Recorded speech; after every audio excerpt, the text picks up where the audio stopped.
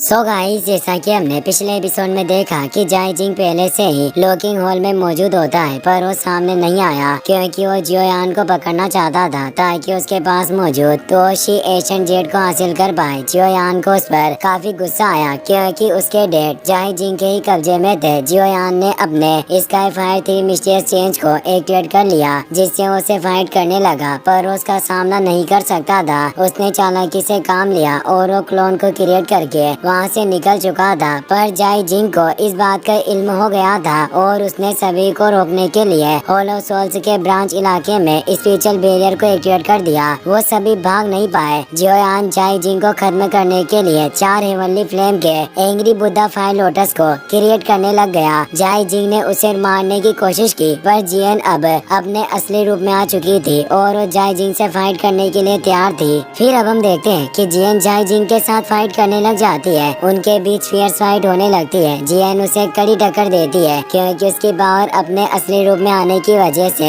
5 star fight वेनेरेट के बराबर हो चुकी थी, जिससे वो जाई जिंग को भी पीछे धकेल रही थी। जियोयान के दिए रिस्ट आर्मर की वजह से उसकी पावर और ज्यादा ओवर बेरिंग थी। वो एक साथ उस पर लगातार कई सारे अटैक कर रही थी। जियोयान भी अपने 4 हेवनली फ्लेम वाले extermination angry Buddha fire lotus create करने में लगा हुआ था। जाई जिंग जियन की पावर देखकर हैरान था। वो उस पर अटैक करने के लिए अब अपनी एक खास स्किल का इस्तेमाल करने लगता है। एक स्पेस पावर वाली सेलेस्टियल लॉक टेक्निक थी, जिससे वहाँ एक आयम क्रिएट हो गया था जिसमें जो भी रहता है वो फ्रीज हो जाता है, जिससे वो जगह पूरी थमसी गई थी। जियन भी उसमें अटक चुकी होती है। जियन मुस्कुराने लगती है और बोलती है कि कमीने ओल्ड गोस्ट है, तुम्हारी ये स्पेशल लॉक मेरा कुछ भी नहीं बिगाड़ सकता। और वो अपने फिस्टे को हिलाकर ही उस स्पेशल लॉक को तोड़ देती है। वो बताती है कि स्पेशल पावर से खेलने के मामले में मैं काफी माहिर हूँ और अगर स्पेशल पावर से तुम मेरा सामना करना चाहो तो तुम में अभी भी एक्सपीरियंस की ही कमी है। जाई जिंग पूरे तरीके से हैरान था। उसकी इस स्पेशल लॉ को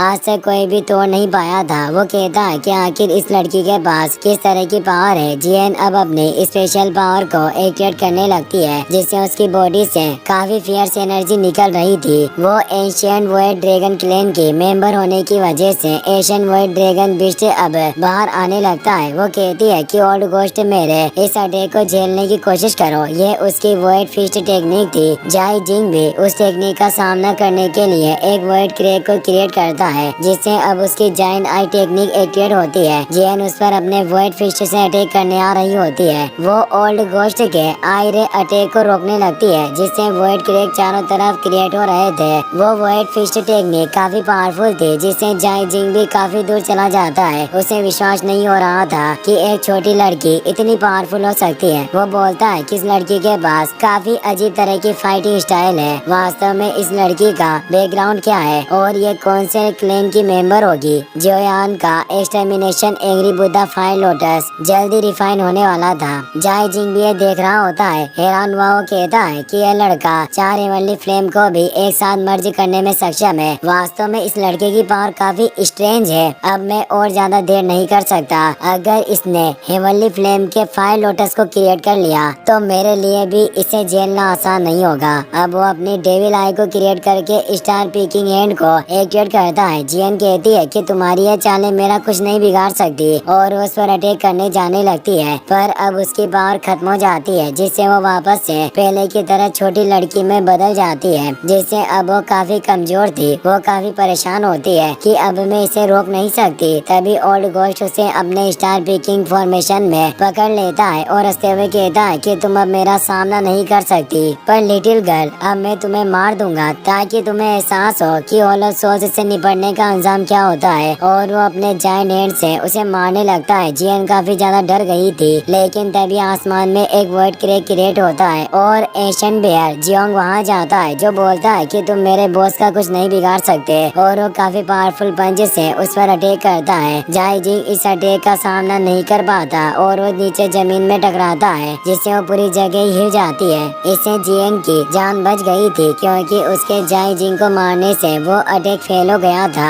जियोंग जियन के पास आता है। जियन उसे देखकर कहती है कि तुम तो ट्रेनिंग करने के लिए चले गए थे, फिर तुम यहाँ क्या कर रहे हो। जियोंग कहता है कि मैं खुद ये नहीं जानता, मैंने काफी अच्छी ट्रेनिंग की, लेकिन तभी अचानक से किसी ने मुझे यहाँ फेंक दिया। जियन एशियन वॉइड ड्रैगन क्लैन की मेंबर होती है, इसीलिए जरूर वॉइड ड्रैगन क्लैन के एल्डर ने उसकी प्रोटेक्शन के लिए जियोंग को वहाँ भेजा होगा। जाई जिंग को कुछ नहीं हुआ था, वो वापस से लड़ने के लिए तैयार हो जाता है। वो एक और फाइट वेनेरेट को देखकर हैरान होता है। जियोयान का एक्सटर्मिनेशन फायर लोटस जल्दी क्रिएट होने वाला था, जिससे अब उसकी एनर्जी वेव बाहर निकल रही थी। 4 हेवनली फ्लेम होने की वजह से ये एनर्जी इतनी फियर्स थी कि उस वेव से ही चट्टानें बिखर रही थी और जाई जिंग को भी देखने में प्रॉब्लम हो रही थी। वो काफी परेशान होता है कि इस लड़की की स्किल काफी पावरफुल है, मुझे इसे जल्दी से खत्म करना होगा और वो तेजी से जियोयान पर अटैक करने जाता है। जियन ये देखकर परेशान होती है और वो जियोंग को उसे रोकने को बोलती है। जियोंग टेलीपोर्ट होकर जाई जिंग को ब्लॉक करने के लिए सामने आ जाता है, पर जाई जिंग का मकसद अभी जियोयान को रोकना था, इसलिए वो टेलीपोर्ट होकर आगे आ जाता है। जियोंग उस पर पीछे से अपने फिस्ट से अटैक करने लगता है। जाई जिंग अपनी स्वॉर्ड की मदद से उस अटैक को रोक लेता है और अब वो तेजी से जियोयान की तरफ बढ़ जाता है। जियोंग इससे हैरान होता है। जियन बोलती है कि भालू के बच्चे, तुम काफी मूर्ख हो, जल्दी करो, उसे जियोयान के पास जाने से रोको।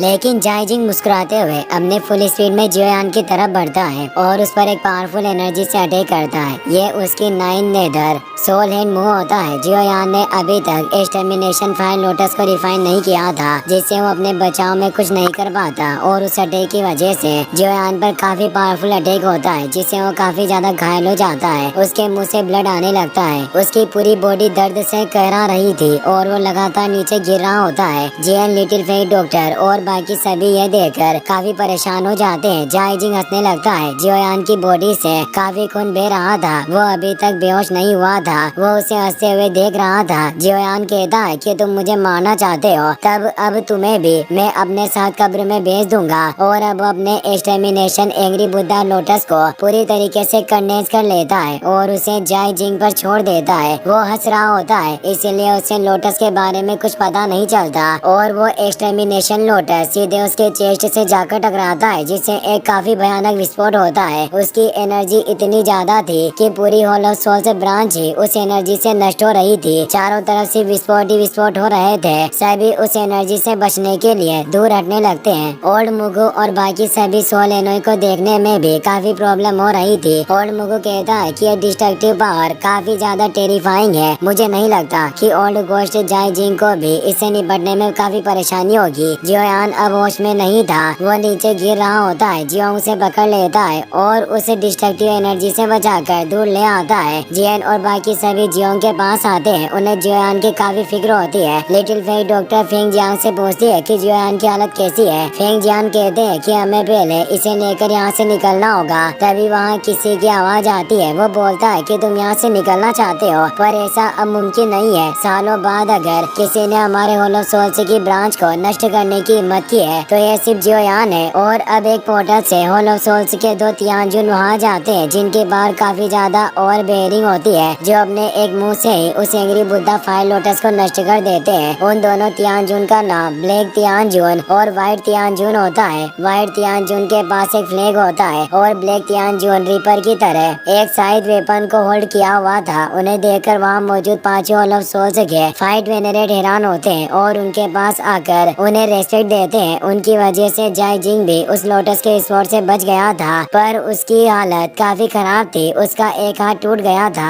उसका मास्क भी खुल जाता है। वो कहता है कि व्हाइट और ब्लैक तियानजुन जल्दी करो और उस लड़के जियोयान को मार डालो। ब्लैक तियानजुन कहता है कि तुम हमें ऑर्डर देने के लायक नहीं हो। तुमने हॉल ऑफ सोल्स मास्टर से क्रेडिट पाने के लालच में वक्त से पहले हमें यहाँ नहीं बुलाया। अगर तुमने हमें बुलाने के लिए पहले ही स्पेशल जेट स्लीप का इस्तेमाल किया होता तो तुम अभी तक इतनी बुरी कंडीशन में नहीं होते और जियोयान तुम्हें बिल्कुल भी चोट नहीं पहुंचा सकता था। फेंग जियांग भी परेशान हुए कहते हैं कि ये वास्तव में ब्लैक और व्हाइट तियानजुन है। इन दोनों की पावर उस ओल्ड गोस्ट जाई जिंग से भी काफी ज्यादा है। लगता है कि आज हमारे लिए बचना काफी मुश्किल होगा। लिटिल फेट डॉक्टर कहती है कि आप जियोयान को लेकर यहाँ से निकल जाए, मैं पीछे रहकर इन्हें संभाल लूंगी, और वो आगे जाने लगती है। फेंग जियान बोलते हैं कि तुम्हें ऐसा करने की कोई जरूरत नहीं है, मैं इन लोगों को संभाल लूंगा और तुम जियोयान के साथ यहाँ से निकल जाओ। जियन कहती है कि तुम दोनों को ऐसी बातों के लिए लड़ने की कोई जरूरत नहीं है। ऐसा बिल्कुल नहीं है कि हम यहाँ से भाग नहीं सकते, और वो अपने माथे से ब्लड ड्रॉप को बाहर निकालती है, जो एशियन ड्रैगन वॉइड क्लैन का ट्रू ब्लड होता है, जिसमें उसमें काफी पावर होती है। जियोंग उसका इस्तेमाल करने के लिए मना करता है, पर जियन बोलती है कि तुम्हें मेरे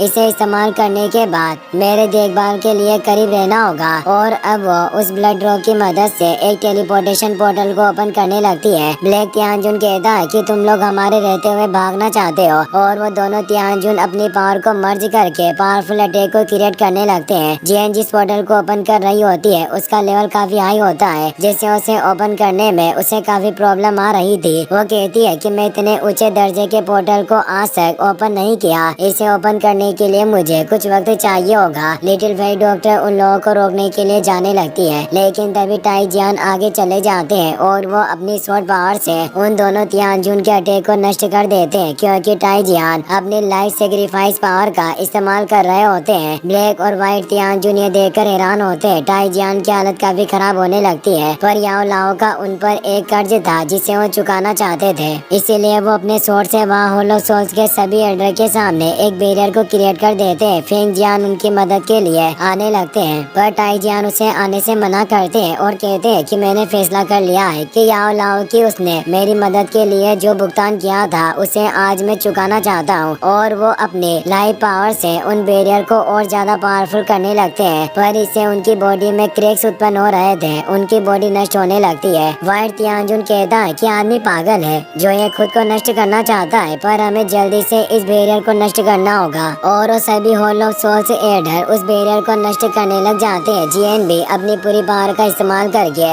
उस पोर्टल को खोलने की कोशिश कर रही होती है, पर फिर भी वो पोर्टल ओपन नहीं हो पा रहा होता, उसके पास इतनी एनर्जी नहीं होती। टाई जियान उसे पोर्टल में अपनी बची हुई एनर्जी को डाल देते हैं, जिससे अब वो पोर्टल सक्सेसफुली ओपन हो जाता है और वो सभी वहाँ से निकल जाते हैं। पर टाई जियान ने खुद को बलिदान कर दिया होता और अब वो अपनी बॉडी को विस्फोट कर लेते हैं, जिससे वहाँ उनकी एनर्जी चारों तरफ फैल जाती है। ये एपिसोड यहीं पर खत्म होता है।